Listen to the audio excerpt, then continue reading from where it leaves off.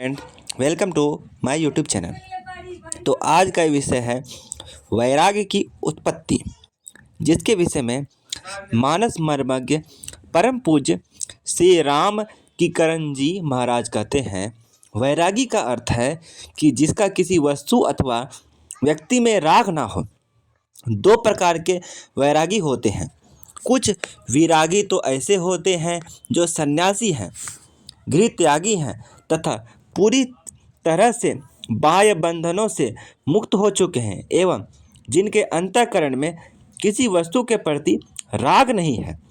दूसरे प्रकार के विरागी वे हैं जो रहते तो घर में हैं, किंतु घर में रहते हुए भी जिनके अंतःकरण में किसी प्रकार का राग नहीं है।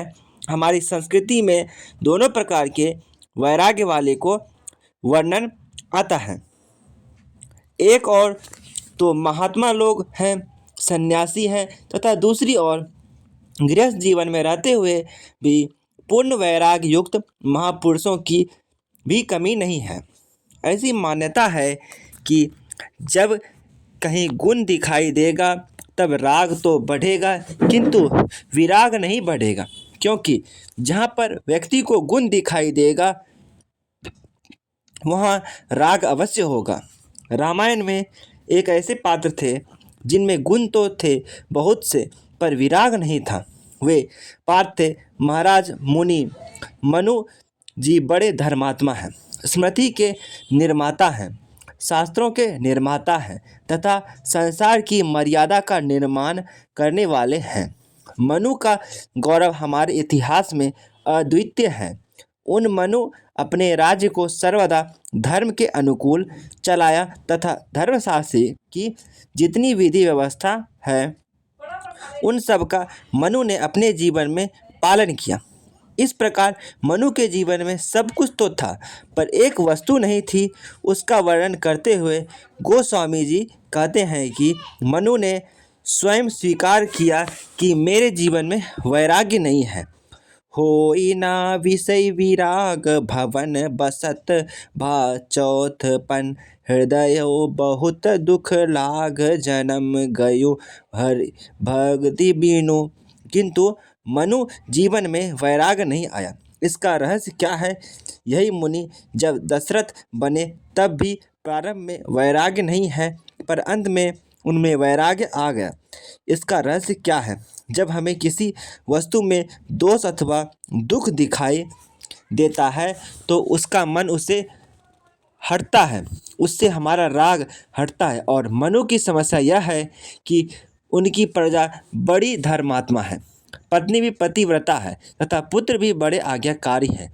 इसका परिणाम यह है कि मनु जिधर देखते हैं उधर प्रत्येक व्यक्ति में गुण ही गुण दिखाई देते हैं तथा गुण दिखाई देने का परिणाम यह होता है कि उनमें मन में प्रत्येक व्यक्ति के प्रति राग बढ़ता जाता है।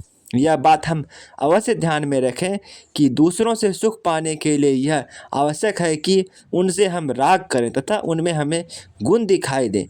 लेकिन हमें अगर अंतयोगत्वा उससे भी बड़ी वस्तु को पाना है तो अन्य वस्तुओं से जब विराग होगा तभी ईश्वर के प्रति हमारा राग होगा। क्योंकि हमारा राग अगर चारों ओर बटा रहेगा तब तो ईश्वर में राग हो ही नहीं सकता। किंतु मनु के सामने सबसे बड़ी समस्या यह थी कि राग आज्ञाकारी पुत्र, पतिव्रता पत्नी एवं धर्मात्मा प्रजा में बटा हुआ था और वैराग्य अभाव में ही वन में गए। वस्तुतः मनु बड़े चतुर निकले। उन्होंने विचार किया कि वैराग्य के द्वारा तो ज्ञान पाया जा सकता है और हमारे जीवन में वैराग्य है नहीं, परंतु कोई चिंता की बात नहीं। इसीलिए मनु से जिस समय भगवान राम ने पूछा कि क्या आप मुक्ति पाना चाहते हैं, तो मनु जी ने उलटकर पूछा कि महाराज, बिना वैराग्य के भी क्या मुक्ति प्राप्त हो सकती है? भगवान ने कहा कि बिना वैराग्य तो मुक्ति नहीं मिल सकती, क्योंकि राग तो बंधन है। मनु ने कहा कि प्रभु, आप तो अंतर्यामी हैं, आपको तो यह अच्छी तरह पता है कि मुझ में राग है, वैराग्य नहीं। भगवान ने पूछा कि जब तुम में वैराग्य नहीं, राग है, तो फिर तुम पाना क्या चाहते हो? तो उन्होंने कहा कि प्रभु, राग यदि बंधन है तो मैं चाहता हूँ कि अपने राग के बंधन में आपको भी बांध लूँ। इसीलिए हम मुक्ति विमुक्ति वरदान नहीं मांगते, हम तो कहते हैं कि आप भी हमारे बेटे बनकर बन जाइए। मुझे पुत्र प्रिय है, इसलिए चाहूँ तुम्ही समान सुत प्रभु सन कवन दुराओ। मनु का अभिप्राय था कि राग यदि बंधन है और बंधन में अगर जीव बंधा हुआ है तो फिर ईश्वर को भी राग के बंधन में बांधने की चेष्टा करनी चाहिए। यह विचार कर उन्होंने भगवान को बांधने के लिए बाध्य किया और मनु का यही क्रम दशरथ के रूप में भी चलता रहा। महाराज श्री दशरथ के अंतःकरण में अत्यंत राग है, इसीलिए श्री राम के राज तिलक के एक दिन पहले भी पत्नी के सौंदर्य से आकृष्ट होकर वे कैकेयी के महल में गए। वहां जाकर उन्होंने कैकेयी की सुंदरता की प्रशंसा करते हुए कहा, बार बार कह राव सुमुखी सुलोचनी, पिक बचनी कारण मोहि सुनाओ, गज गामिनी निज कोप कर। महाराज दशरथ ने कैकेयी के स्वभाव और शील की प्रशंसा की और वे कैकेयी जी के भवन में चले जाते हैं क्योंकि उनके प्रति अधिक आसक्ति है। लेकिन अंत में महाराज श्री दशरथ कैकेयी परित्याग करके कौशल्या के भवन में चले जाते हैं और साथ साथ कैकेयी से कह देते हैं कि अब तुम मुझे अपना मुंह मत दिखाना। पर यह वैराग्य हुआ कैसे, इसकी पद्धति पर हम लोग विचार करें। कैकेयी जी जब तक सुमुखी दिखाई देती नहीं, सुलोचनी, पिक वचनी एवं गज गामिनी दिखाई देती नहीं, तब तक वैराग्य नहीं हुआ। जब तक गुण दिखाई दिए तब तक तो राग ही बढ़ा, परंतु जब कैकेयी ने दुर्व्यवहार किया, कठोर व्यवहार किया, तब उनके अंतःकरण में लगा कि अरे, जिसके प्रति मैं इतना राग किया उसने मेरे साथ इतना निष्ठुर व्यवहार किया। महाराज श्री दशरथ जी ने कैकेयी से कह दिया कि अगर तुम राम को वन भेजोगे तो मेरी मृत्यु का अवश्य भावी है, क्योंकि राम का वियोग हो जाने पर मैं जीवित नहीं रह सकता। महाराज श्री दशरथ जी को विश्वास था कि कैकेयी पतिव्रता पत्नी है।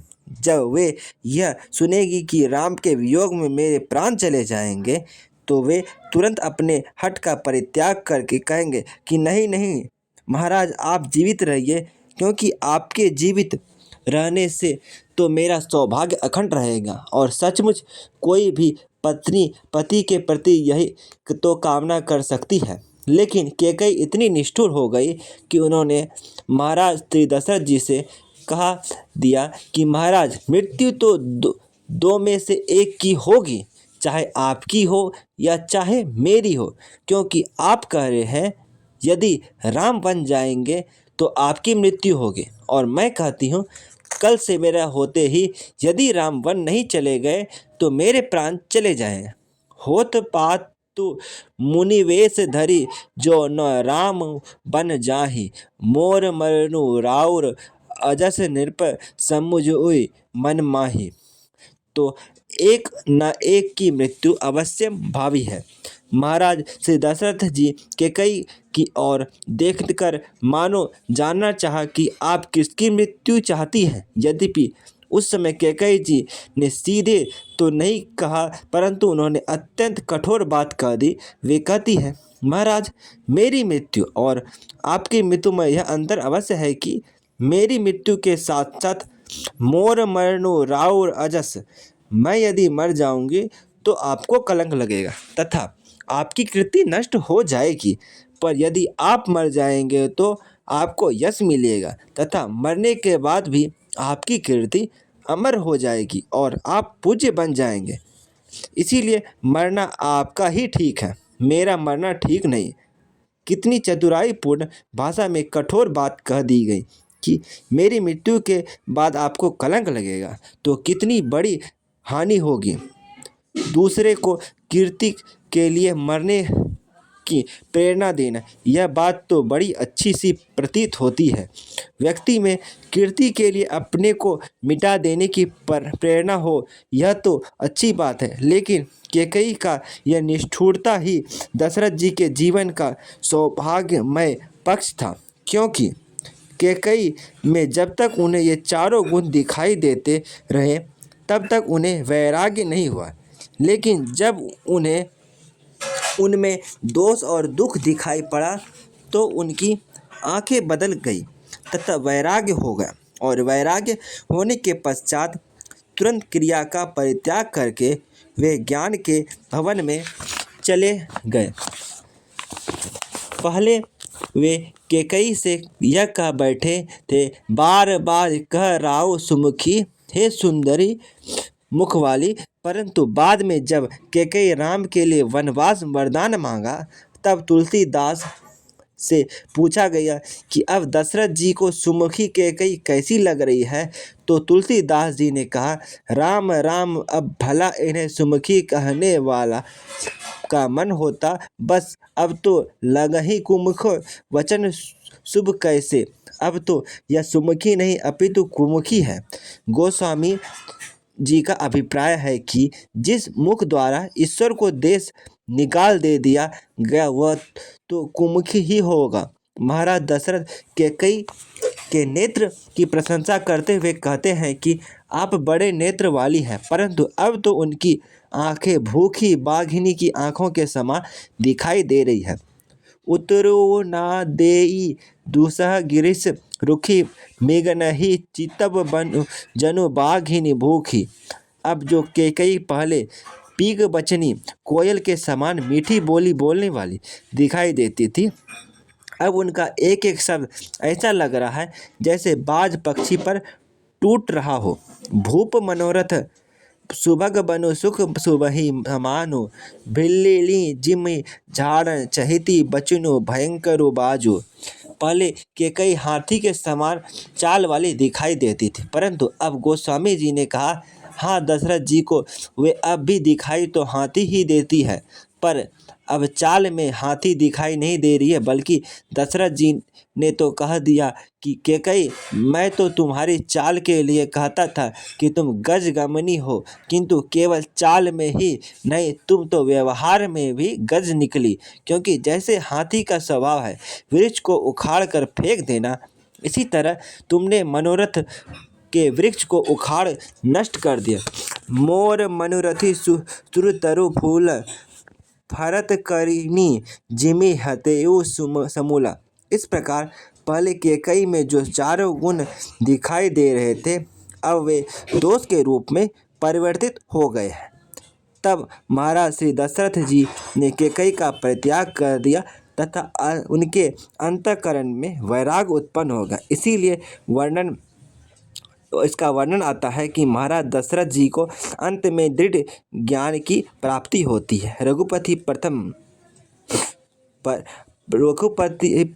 प्रेम अनुमान, चितई पितहि देनहि दृढ़ ज्ञान। इसका सीधा तात्पर्य है कि वैराग्य उत्पत्ति गुण से नहीं दोष से होती है। तो फ्रेंड्स, मैंने आपको इस वीडियो में बता दिया कि वैराग्य की उत्पत्ति कैसे होती। Thanks for watching my videos.